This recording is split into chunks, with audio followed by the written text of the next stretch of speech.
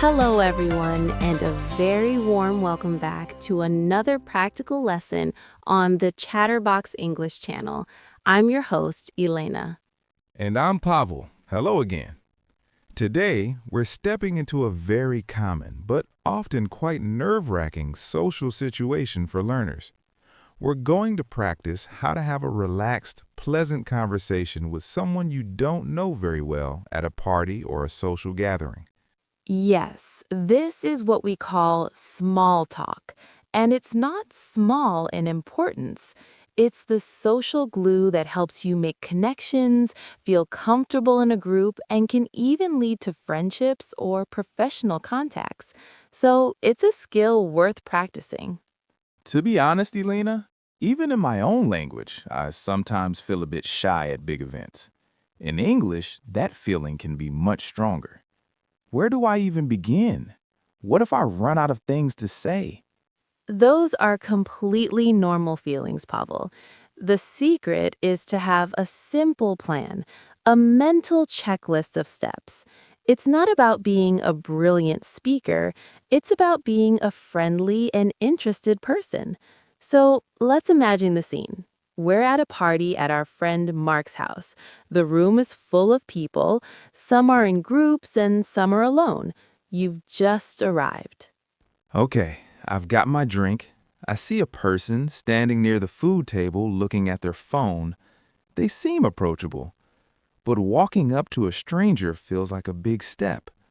It is a step, but remember, they are likely feeling the same way. The easiest way to start is to make a simple observation about the shared situation. You're both at the same event, so you can use that. What's one thing you could say? Maybe it's quite a lively party, isn't it? Or the food looks amazing. Perfect.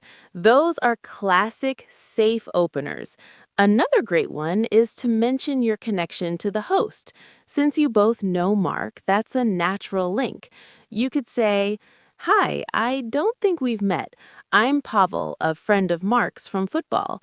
Immediately, you've explained who you are and why you're there. Right. So open with a friendly observation or introduction. Then what? I say my name, they say theirs, and then there's a silence. This is the crucial moment. You need a good follow-up question. The goal is to ask an open question, one that can't be answered with just yes or no. This invites the other person to share a bit more. What could you ask after introductions? The standard one is, so what do you do? But is that okay to ask right away? It's common, but in some cultures or situations, it can feel a bit direct or job-focused. It's often better to start with something more neutral and situational. For example, "So how do you know Mark?" Or, if they seem local, "Are you from this area or are you visiting?" These questions are about the present moment or a shared connection and feel more relaxed. I like, how do you know Mark? It's natural. Let's say they answer, oh, we were university classmates. How do I keep the conversation moving from there?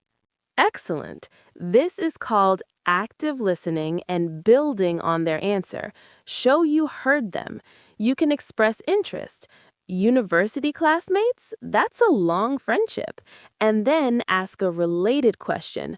What did you study? You're not interrogating. You're following a natural thread in the conversation. Okay, so listen, react with a short phrase of interest, and then ask the next logical question. What if the thread runs out? We've talked about how they know Mark and what they studied. Now there's that silence again. This is where you have a few pocket topics ready. These are universal, safe subjects you can gently steer the conversation toward. The most reliable one is the weather. It might seem cliché, but it works. By the way, I was just glad it stayed sunny for this party. Other safe topics include a recent non-controversial local event, a compliment on something they're wearing, or asking about travel plans. Are you planning any trips this year? And what are the topics I should definitely avoid?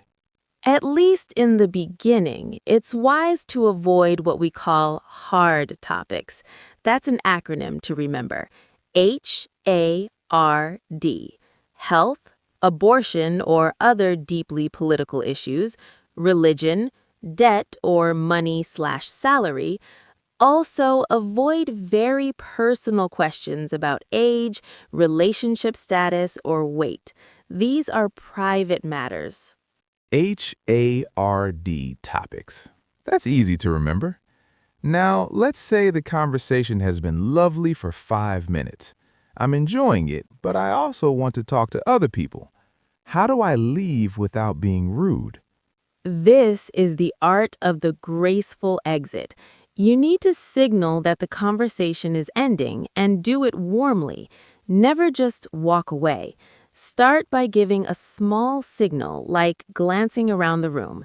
Then use a polite closing phrase.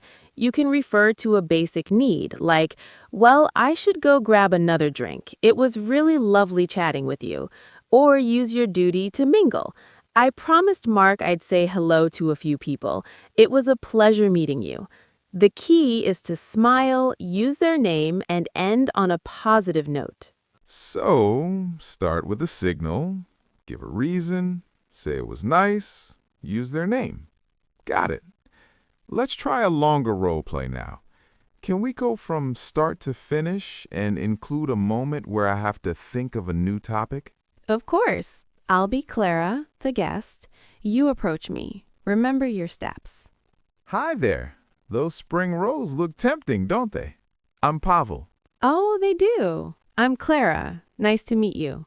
Nice to meet you too, Clara. I'm a friend of Mark's from his football team. How do you know him? Football? That sounds fun.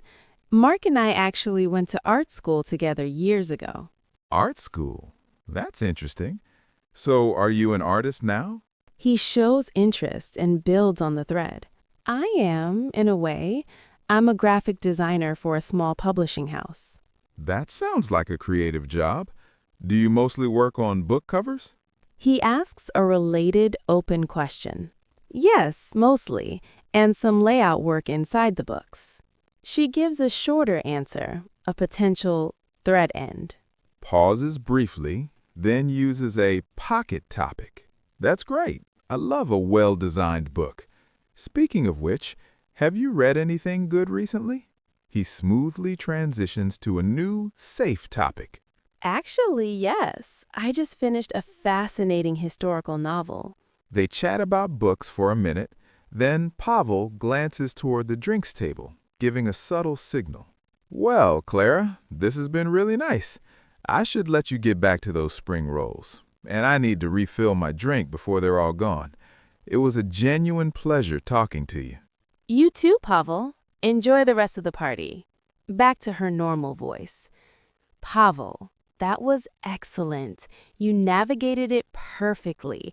You started with an observation, found a common thread, actively listened, smoothly changed topics when needed, and ended with a very polite and warm exit. That is textbook small talk. Thank you. Breaking it down into steps like that makes it feel much less mysterious.